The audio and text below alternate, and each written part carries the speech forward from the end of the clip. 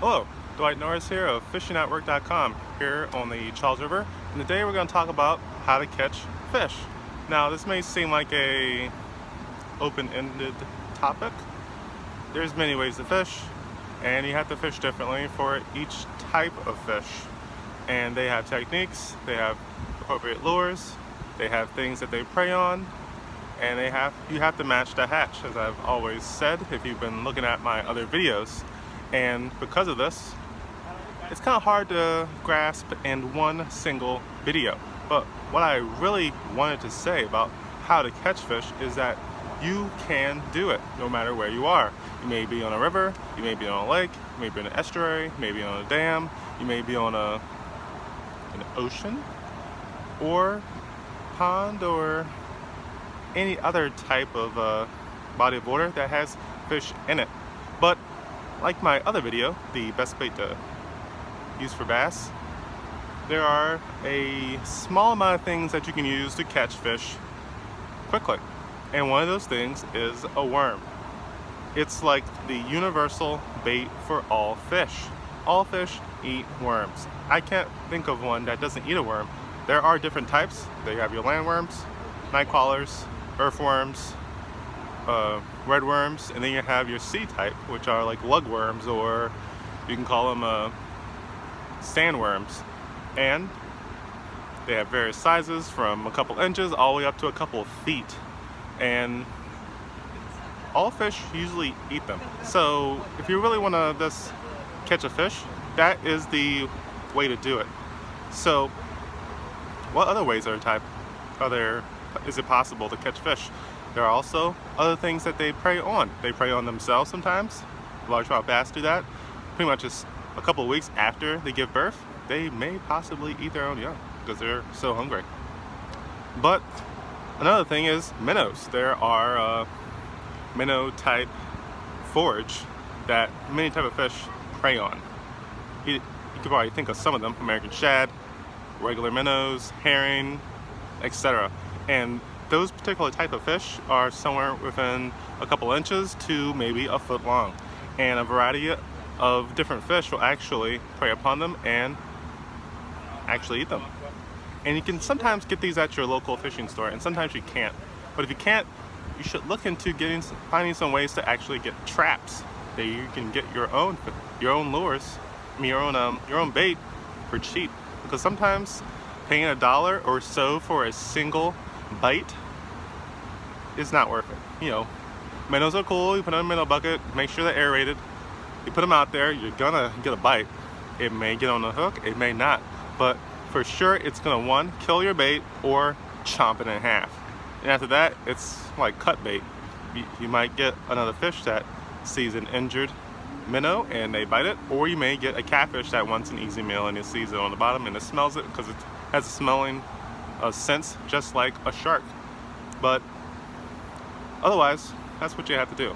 Now, I can and will go through all these different types.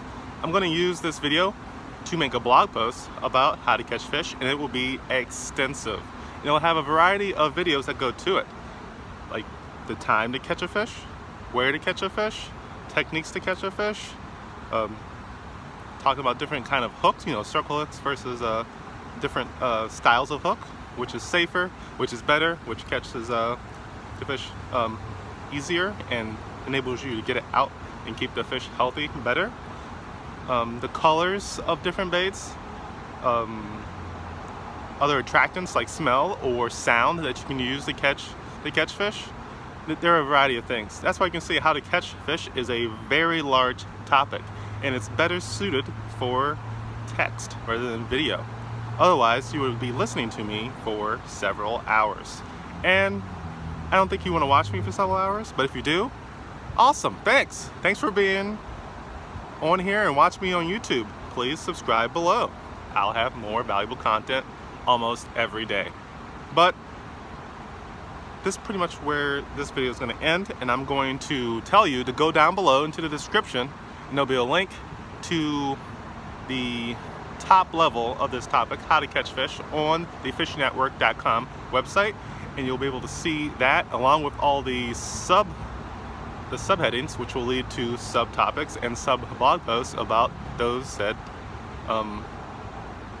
topics, which are many. And I'll be working very hard to make videos on those topics and then subsequently blog posts for those topics. Now I have some already, and I'll start and I'll work very hard, and you'll get the information that you want for a particular topic. Maybe you only want to know about the best time. That's nighttime. Maybe you want to know what the best color worm is to use.